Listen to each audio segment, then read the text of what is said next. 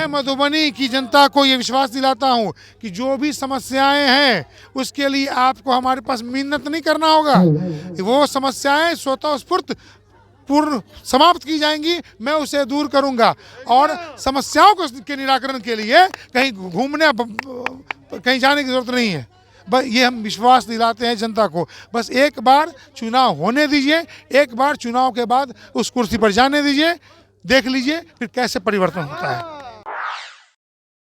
नमस्कार, मैं सोनी झा फ्रंटलाइन 24 में आप सभी का स्वागत करती हूँ। अभी हम मौजूद हैं मधुबनी के लक्ष्मी सागर में, जो कि मधुबनी नगर निगम क्षेत्र में आता है। और यहाँ पर लक्ष्मी सागर के मतदाताओं के द्वारा शाहजहां अंसारी, जो कि मेयर पद के प्रत्याशी हैं, उनके लिए सम्मान समारोह का आयोजन किया गया था। तो आइए जानते हैं उनसे कि उन्हें यहाँ पर लोगों का कितना समर्थन मिला और कितना स्नेह मिल रहा है। सबसे पहले तो फ्रंटलाइन 24 में आपका स्वागत है। धन्यवाद। आप यहाँ पर लक्ष्मी सागर के लोगों के द्वारा यहाँ पर आपका सम्मान समारोह किया गया है, तो आपको यहाँ के लोगों का कितना स्नेह मिला है? भरपूर स्नेह मिला है और आज नहीं पहले से मिलता आ रहा है। और मुझे लक्ष्मी सागर के साथ साथ पूरे नगर निगम की जनता का स्नेह प्यार मिलता आ रहा है। हमें आशा ही नहीं, पूरा विश्वास है कि ये स्नेह इलेक्शन वक्त के समय तक ही नहीं, इलेक्शन के बाद तक भी बरकरार रहेगा। और जीतने हारने वाले में बहुत ह्यूज डिफरेंस रहेगा।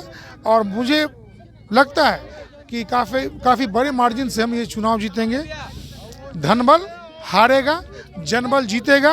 क्योंकि पहले की जो परिपाटी होती थी कि वार्ड पार्षद चुन के लाते थे, mayor, deputy mayor, chairman, vice chairman को, इस बार जनता के हाथों में ये ताकत है। और जनता वो गलती नहीं करेगी जो गलती पार्षद किया करते थे। हम लोग भी पार्षद थे, कहीं ना कहीं रिश्तेदारी, अपनापन, किसी रीज़न, कोई ना कोई एंगल से हम लोग किसी को सपोर्ट या वोट करते थे। जो डिसीज़न किसी का सही, और आमतौर पर मेरा डिसीज़न जो भी रहता था, मैं विपक्ष में ही रहा। आप समझ सकती हैं कि विपक्ष में रहना कोई आसान काम नहीं है। मैं सत्ता पक्ष में किंग मेकर में होने के बावजूद 5 साल विपक्ष की भूमिका में रहा। मैं किसी ठेकेदारी प्रथा का में शामिल नहीं हुआ और गलत का विरोध करना मेरी फितरत है।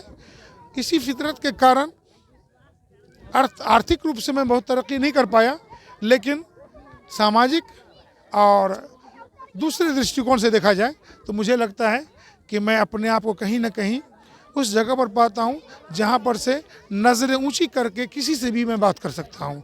और किसी भ्रष्टाचारी की इतनी हिम्मत नहीं है जो किसी से नज़र ऊंची करके बात कर ले। आप यहाँ लगातार जनसंपर्क के लिए निकल रहे हैं, तो आपको क्या लगता है कि यहाँ के मतदाताओं का कितना समर्थन मिलने वाला है आपको? देखिए, लोकतंत्र है, लोकतंत्र में ऐसा असंभव है। मोदी जी हमारे इतने पॉपुलर नेता हैं, उसके बावजूद 39-40% लोगों का वोट उनको मिलता है ना, जबकि काफ़ी अभी तक के सबसे लोकप्रिय नेता हैं पूरे भारतवर्ष के। तो उसी तरह से हमारे साथ भी है कि मुझे लगता है कि जो नगर निगम की जो जनता है, हमें उम्मीद है कि नहीं, 100% तो कभी भी पॉसिबल नहीं है, 50% जनता मेरे साथ रहेगी। 50% का मतलब ये है कि बाकी के 50% में बचे हुए 25-30 कैंडिडेट रहेंगे, जो 2%, 4%, कोई 5%, 1% वाले होंगे, कोई आधा % वाले होंगे। और जो स्नेह प्यार है तो उसमें हम यही कहेंगे कि किसी से कोई मुकाबला नहीं। हाँ, इलेक्शन है, इलेक्शन होगा।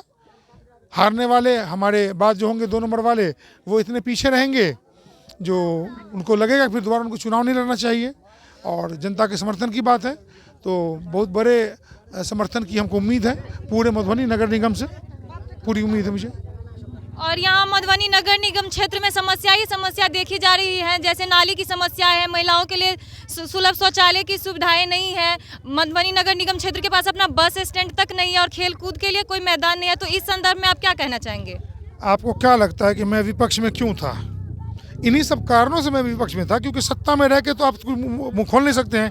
इन चीज़ों के, इन बातों के खिलाफ मैं हमेशा विरोध में रहा कि आप नगर निगम में जाएंगे, वर्तमान नगर परिषद का जो ऑफिस है उसमें आपको महिलाओं के लिए अलग से व्यवस्था नहीं है, बोर्ड की मीटिंग है, वहाँ कुर्सियाँ नहीं है। यही रीज़न है, वरना क्या वजह है कि मैं विरोध करूँ? अगर आप सही काम करें तो मैं विरोध क्यों करूँगा? मैं विरोध में था ही इसलिए, रहता हूँ इसलिए कि सत्ता पक्ष के लोग जो गलत करते हैं, दुराचार करते हैं, गलत काम करते हैं, मुझे वो बर्दाश्त नहीं होता है। चाहे बस स्टैंड की बात ले लीजिए, कहीं पर बस स्टैंड का बोर्ड लगा देते हैं, वहाँ पर ज़मीन की वैल्यू बढ़ा लेते हैं, अपना काम बनता, भाड़ में जाए जनता। ये लोगों का, इन लोगों का ही है, ठीक है। हम इस परिपाटी के विरोध में पिछले 15 साल से हैं, आगे भी रहेंगे, लेकिन हम ये कह रहे हैं इस बार जनता को मौका मिला है। पहले वार्ड पार्षद चुनते थे, इस बार जनता मुझे चुन के वहाँ पर पहुँचाती है, जो कि अवश्य पहुँचाएगी। मैं मधुबनी की जनता को ये विश्वास दिलाता हूँ कि जो भी समस्याएं हैं उसके लिए आपको हमारे पास मिन्नत नहीं करना होगा, वो समस्याएं स्वतः स्फूर्त पूर्ण समाप्त की जाएंगी, मैं उसे दूर करूंगा।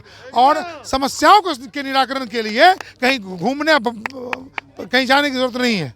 बस ये हम विश्वास दिलाते हैं जनता को, बस एक बार चुनाव होने दीजिए, एक बार चुनाव के बाद उस कुर्सी पर जाने दीजिए, देख लीजिए फिर कैसे परिवर्तन होता है। आप यहाँ के मतदाताओं को क्या कुछ कहना चाहते हैं? मतदाताओं को मैंने अभी अपने संबोधन में भी कहा और मैं अभी फिर कह रहा हूँ कि आपके वोट की उतनी ही कीमत है जितनी की हमारे प्रेसिडेंट के वोट की कीमत है, और हमारे प्रधानमंत्री, चीफ मिनिस्टर, विधायक और सांसद के वोट की कीमत है। क्या उन लोगों का वोट कोई खरीद सकता है? कोई नहीं। तो हमारा आपका वोट कैसे कोई खरीदने चला आता है?